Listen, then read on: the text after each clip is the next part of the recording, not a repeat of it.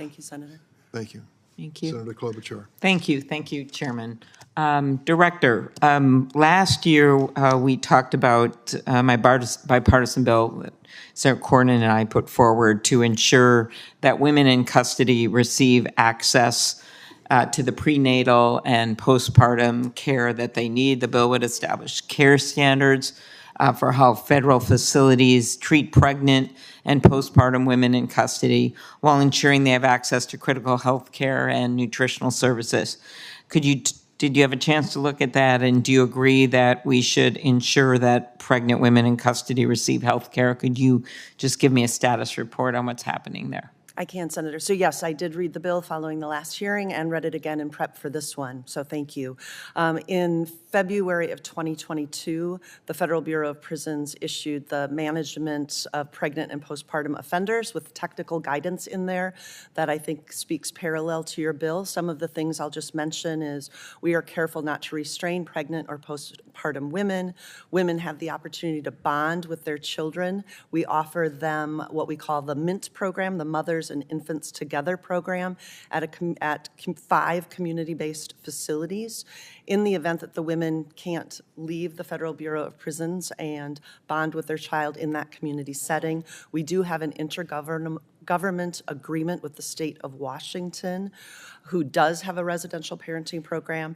And then we also offer women who remain in the institution an opportunity to engage in prenatal and postpartum parenting programming to assist them in raising those children from inside. Okay. I know one of the things in the bill is requiring BOP to transfer inmates experiencing high-risk pregnancies to a facility that can provide them adequate care. Is that part of the standards that you have? It is, Senator. Yes, we have a facility specifically for women who are at high risk. Okay. I have heard from constituents about staffing shortages and I'm sure you've seen this around the country, various other industries and entities are as well, but specifically at Bureau of Prison facilities in Minnesota. These reports have been corroborated by an OIG report released this May that found significant staffing shortages at the Federal Correctional Institute in Waseca, Minnesota. These staffing shortages have resulted in officers working large amounts of overtime and non-correctional officer employees, including cooks and teachers and nurses, being forced to fill in under that process, I believe, called augmentation. And, you know, I'm a big believer in doing a lot more on workforce outside of the prisons, and it's everything from workforce training to doing more on work permits and immigration reform. But could you talk about what steps you're doing to ensure that augmentation is used appropriately? Thank you. So, you know, our employees, and many of them are in the room, could speak to this. We're exhausted before the pandemic, and then the labor market got worse, and views of law enforcement changed, and so recruitment and retention has been an issue. It's been a top priority of ours. We consulted with 2 external organizations to help us understand our staffing issue and change how we market and brand ourselves to bring additional people in. We've seen improvement. We had a 60% increase in those that applied to the organization in the last year and a 20% decrease in separations. So we are not where we need to be to end augmentation and overtime, but we are making progress.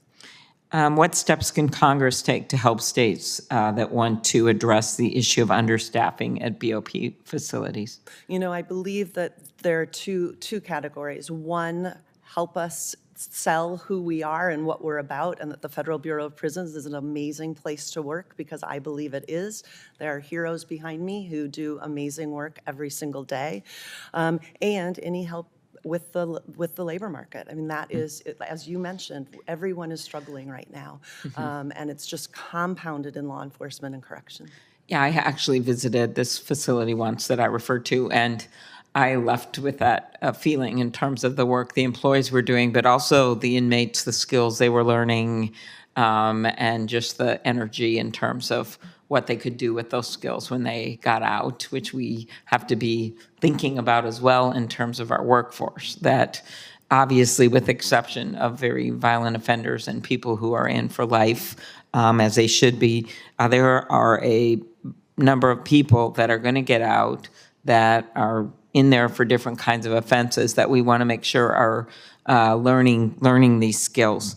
One last question. What is the Bureau of Prisons doing to mitigate the negative effects that some of this understaffing has on the mental health of BOP employees?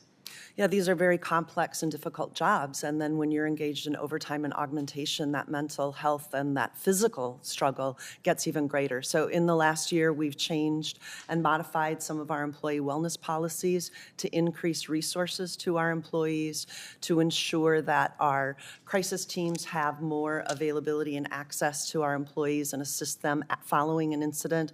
We've also changed our practice so that retirees can access these resources, and that's just the beginning. We will continue to work on employee wellness, both physical and mental health. Thank you. Thank you, Senator. Senator Blackburn. Thank you, Mr. Chairman, and Director, thank you so much for being here with us today. I do appreciate